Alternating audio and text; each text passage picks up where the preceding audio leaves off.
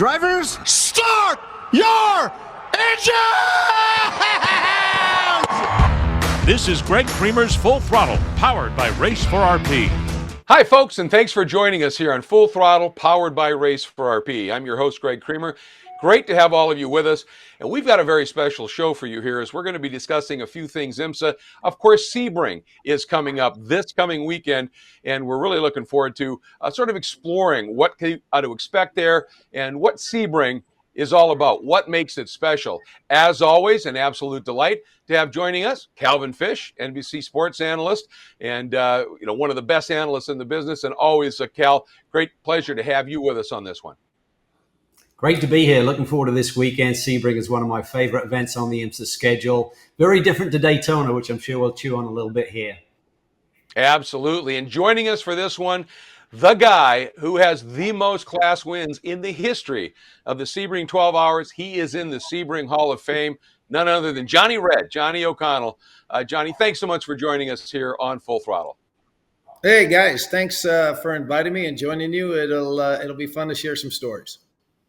Yeah, we're certainly looking forward to it. And but before we get into these discussions on Sebring, by all accounts, the Rolex 24 at Daytona, when it ended, it was a huge success. The crowds were immense.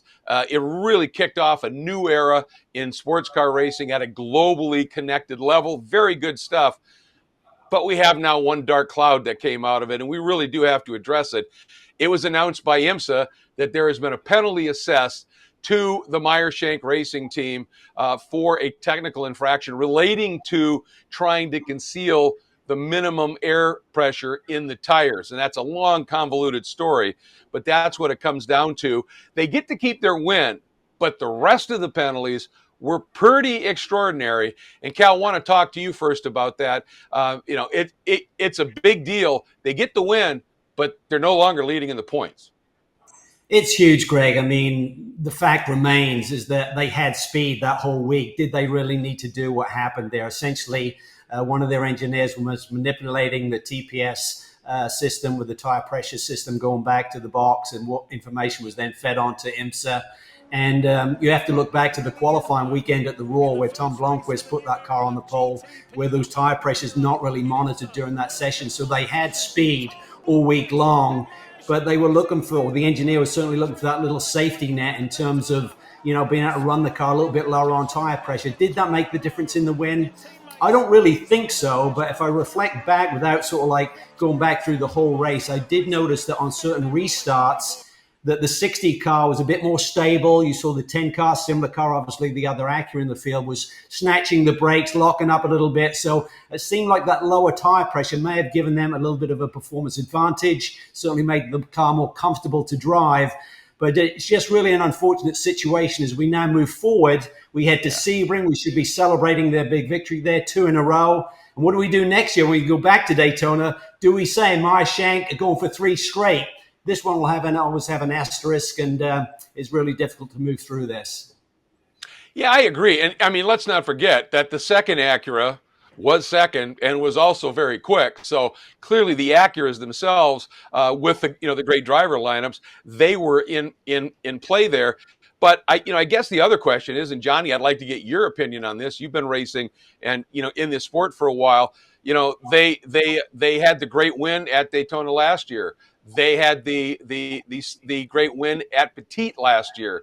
Does that sort of throw those into a little bit of question? Does it, throw a little shade on those? I wouldn't think so. I think those are probably legit. Right now, IMSA competition is so tight. You watch the races, how close everybody is running. But like any team, especially when you have really brilliant guys, you're always looking for that little bit of an advantage, and tire pressure is critical. They set a minimum tire pressure for a safety reason, because when you're up on the bank and you can get, you're running low tire pressures, you're hitting curbs, you can cut a tire and create an issue. But unfortunate that all that happened. It certainly doesn't take away from the performance all the drivers put in. I mean, they were solid, they were strong. And I'm just glad that they don't have to give the watch back, because Calvin will know, as somebody that has one of those Rolexes, those are pretty special. You'd hate to give that back. Totally about focusing forward. I spoke to Mike Shank last week, and that's what the team are trying to do. He is devastated by this because he's built a great racing organization there, coming off an Indy 500 win. He's had 3 IMSA championships in the last handful of years, all for Acura. And that really puts this, as you said, Greg, correctly, a dark cloud over that. So I think they're very determined to go out there this week, have a solid result, and go for another championship and try and straighten things out and showcase that that team has the speed to win legitimately. Well, and every team, of course, pushes the envelope. That's what the idea is. You get a set of rules, you want to get right to the edge of those rules, and then there's the unfair advantage, and all of that speculation. But I've known Mike Shank back when he was driving in the Atlantic Championship. I've never known him to be anything other than 100% upfront, honest, a stalwart guy. Now he's on probation as a result of this, through June, something like that. I can only imagine that this has just gutted him, because he's just not that kind of guy. As you pointed out, they released the engineer that was responsible. That's a little bit of a shakeup for the team to deal with as well. But that gets me to the question: how often do you find one of these deals where the people above the one player really are completely in the dark, and it's the one person who's sort of just shimmying things just a little bit? How well are these crew members, especially at the engineering level? How well are they vetted in these teams? Well, I mean, Ryan McCarthy has been with Mike for several years now, so it's not like someone was just drafted in and suddenly took this team down in this side route that's not legit. I think he's recognized as a very bright, astute talent in that engineering team, but he obviously saw something that could be manipulated in terms of how the data is transferred. I think there's a factor that can be put in. And as I understand it, all of the manufacturers actually use a slightly different analysis system to get that data pushed back to the pit lane. And I think what they need to do potentially is maybe go to a more standardized system that can be policed and vetted a little bit more accurately. But he certainly saw a loophole there. He elected to go through that loophole and be on the wrong side of the line of what is the correct regulation. But, I think from Mike's perspective, being up at the top of the tree there, he's going to take the fall for this in terms of as his organization, the Meyer Shank organization, that don't look good with this one. And you can go underneath that. It's like, well, should the guy who's like putting the pressure in the tires, should he know? Well, not necessarily, because it's all about the pressure build. So what he's putting in there, cold pressure, he doesn't know. The engineer is telling him we need to start at this pressure, and that will give us the minimum that IMSA are looking for. So I think there's very much can be spotlighted on one guy there, even though they have an engineering team. So it's a gray area, Greg. But again, I think for the team, they just have to move forward. They made their decision to let the engineer go, and they have to focus forward in terms of getting this championship back on track. And Johnny, the last bit on this topic, what impressed me a lot was, and we don't know how HPD became aware of it, but the minute HPD, the manufacturer, became aware of it, they immediately went to IMSA with it. They didn't try and continue to sort of, just shovel it under the rug. That speaks to me very highly of Honda Performance Development. Well, no, it does, and it's interesting, and again, 17 years with GM, you had to play by the rules. There was no, okay, maybe we can finagle a little bit here or there. I mean, you were, just because if you are caught in a situation like this, it is ridiculously embarrassing for the manufacturer. And so I know at both Corvette and Cadillac that those standards were really high. And what HPD did was the right thing to maintain their integrity in the sport going forward. So bravo to them. With that, though, let's switch to looking forward, looking positively at what's coming. And of course, what's coming is one of the great endurance races of all time, the 12 Hours of Sebring. Cal, you and I have called many of those together side by side. And I remember the one comment you make constantly is you say, this is one of my favorite events because you don't wake up in the morning and then sit around for 6, 7, 8 hours before you get racing. You get up, and before noon, you're in the car or we're in the booth for 12 hours getting after it. That's fun, isn't it? It is. You get cracking early in the day, so there's not that big lead up like there is at the Daytona race and Le Mans, certainly. And Johnny can certainly attest to this with his history there, of course. But I think the unique thing about Sebring is the character of the circuit. I mean, Wow, that's a big you're having hit. a hard. Oh no! That was the 30 Momo entry in the GT Daytona category. Went into the corner.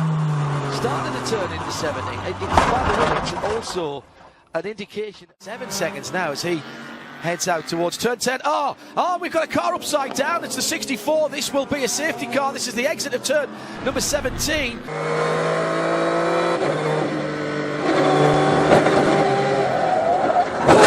Oh, that is a massive hit. Oh, I felt that. Oh. For me, the test was really being patient, because you're going to get up in the morning and at that 10:30 start, the car's going to feel pretty good. Then it's going to be mid-80s ambient here this week. In the afternoon, the car just turns into a total bag of you-know-what. It doesn't feel good any longer. You're bitching and moaning about the car, but you got to be patient, because suddenly you get the darkness and the track cools down again, the ambient comes down, and suddenly that car gets back into a sweet spot. So you really got to sort of gauge that and know that your car's going to be good at the finish, and just try and survive through the middle part of the race. And, Calvin, that's so much of doing well at any of the endurance races. Early in my career, when I wasn't winning those, they were the most miserable, events in the world. I remember going to Daytona. I think you were with Roush that year. You might have won. I don't know. But just knowing, that how you have to drive, how you have to be patient, and patient is a good word, but it's kind of changed a little bit now, because, back in the day, if you could do a 2-minute lap time, you'd race at a 2:03. You'd be looking after the gearbox, the tires, everything. These days, every lap's like qualifying. And so I think it's a different approach now to what it used to be. But the circuit itself is quite the challenge. You got high speed corners, you got the bumps, you got some technical stuff. But you're working on the car throughout the day. You're being patient, and the heat.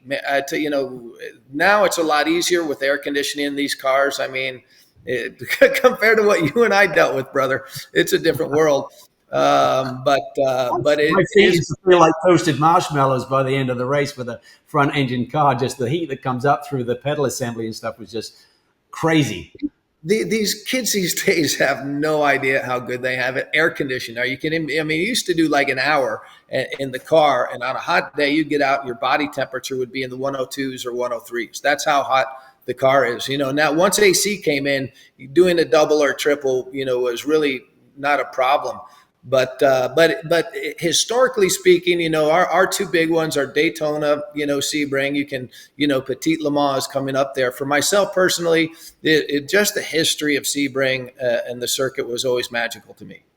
Andy Lally once described it as morning goodness, afternoon sliminess, evening goodness. And he said, at one point you come out of turn 5, and this was from Lally's perspective, and he said suddenly, for no noticeable reason, the car snapped sideways coming out of 5. And he said, that was always all right, back it off. It's slimy time. You've got to make those adjustments. And the track, it reacts to temperature and cloud, clear sky changes more than any other track almost, doesn't it? It does get super greasy. And you add to that, you got 54 cars out there, 5 classes, different speeds, different experience levels. All of the normal endurance racing factors come into play. But on a racetrack that right now is really difficult just to survive by yourself. So I think that's the real challenge. Well, and it's funny, Calvin, what Greg said about clouds, because you would literally be, if you're in the car 2-3 o'clock in the afternoon and you see clouds coming in, you actually get excited, because you're going to start seeing your lap times, go down. So, no, very special place. Of course, the ambiance of all the fans and everything there is pretty special. And, a lot of history. You know what? It kills me that once again, I'm not doing it, but maybe someday we'll get back there. I'm sure you will. And we just have to figure out a way to make it happen. But, Sebring, as opposed to Daytona with the banking and as opposed to other tracks, it's absolutely flat, no elevation change. But engineers have often said if you look at shock travel over the course of a race, Sebring presents as having more elevation than any other place. The bumps there are nuts, and everybody talks about that, obviously. And you've got the sun, at sunset going into turn 17, going into turn 7, into the hairpin. But those are things that a lot of people know about. Johnny, you won this 7 times, more than anybody else. What are the nuance, the things that the average fan may not really think about in how you've got to prepare for and execute to win Sebring? Precision. I think you're going to do well if you're precise there. And like you'll hear, spotters, crew chiefs, or whatever, telling drivers, hit your marks, hit your marks. And that means being precise every time when you go into 17, from where you lift, when you brake, how you brake, get your gears, your line. Your line is critical. And you can change your line a little bit in some corners like 17. So, I mean, that is how you do it, by knocking down the same lap time, and also extremely importantly is how you work with your traffic. When you're in the prototypes, everything is forward. Okay, your concentration is literally 90% in front of you. Mm-hmm. In the GT category, it is those guys that are good at letting a prototype by without losing time or being put into a bad position themselves. The Corvette used to have that radar on the car, and it would tell them, is the car coming quickly, slowly, whatever. And they found, looking at lap times, that when they were utilizing that system, they were quicker. They were quicker over a lap because there was less hesitation with the driver on knowing, can I turn in? Can I not turn in? Do I need to defend? And all that kind of stuff. So there's a lot of, forward and backwards looking. I've always thought, when I was in the prototypes, I was like, yeah, we're the coolest guys. And then when all of a sudden you're, getting chewed on from behind by prototypes and your competition, all of a sudden you realize that the mental strength for that was different, and a little bit more tension comes in that situation.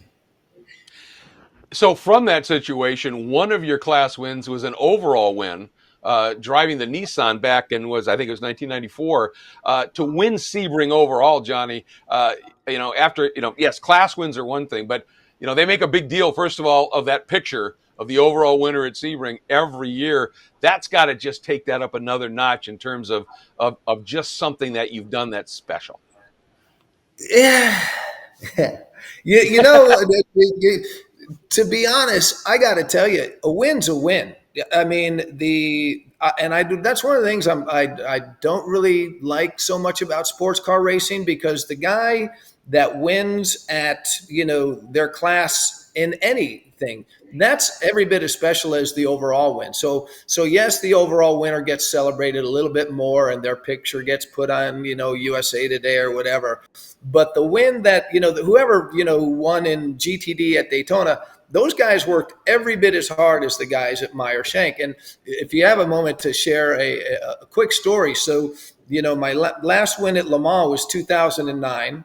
We won the GT category, and Mika Salo won in the Ferrari, in GT2. Well, that was the year that Peugeot won. And at Le Mans, you go into the press room, and it's huge. There's hundreds of people. They do all the stuff with with the winners, and then they invite us up. And literally like 80% of the press left. And Mika, he grabbed, and if you know Mika Sala, there's no holds barred with that guy. And he grabs a mic and starts saying, this is, little colorful language, because my win was every bit as valuable as those guys' win. And so that's kind of, it's cool. Yeah, okay, we won it overall. But every single win, when you're in multi-class racing, is as significant an achievement as the guys that won overall. It's, it's really hard to put added weight on the win overall. But that's just me. Yeah, no. I mean, from the driver's aspect, from the team aspect, you're not working less hard because you're in a different class. So that makes absolute total sense. Cal, let's look now at this coming one. After what we saw at Daytona, who needs to make big steps in the LMDH category, the GTP category. Porsche in the GT category, they got a little bit of a power increase. They certainly needed it. It appeared after Daytona. They continue to balance things, but GTP, the new class, who needs to do what? Well, I think if you reflect back to Daytona, Acura had a 1-2, were very strong, very good on the energy efficiency. They were going a lot deeper into their stints, so they had an advantage over Cadillac there. Cadillac historically have been very strong here. They finished 1-2-3 last year. Bourdais won the year before for JDC with the damaged race car. So just the Cadillac, the normally aspirated engine is a bit more suited drivability-wise to the bumps around Sebring. But I think looking at who needs to bounce back, certainly BMW, I think, probably went into Daytona on the back foot a little bit. They didn't have as much testing under their belts compared to the other manufacturers. I think they'll be looking to come back a little stronger in performance. I think Porsche had speed at Daytona. We saw Tandy taken off from the leaders there a little bit, trying to get a lap back, but they had unreliability, which we did not expect because Porsche had the most drive time and testing with all of the manufacturers. A little ironic there. So I think they're going to look to bounce back. I think a big factor this week with the WC doubleheader is that Porsche and Penske have already been on track for 2 days. Forget what you did at a test a month ago or back in December. What the racetrack is like this week will be certainly significant, and those teams should have an advantage. Everybody complains. I mean, Antonio Garcia says this track is torture. Everybody complains about the bumps. Should they repave Sebring? Hell no. No. I mean, no, that's part of it. I mean, it is, and again, race car drivers are athletes, and that really kind of does stress the athletic part. I mean, there's a reason, you're going to the gym and working out over the winter.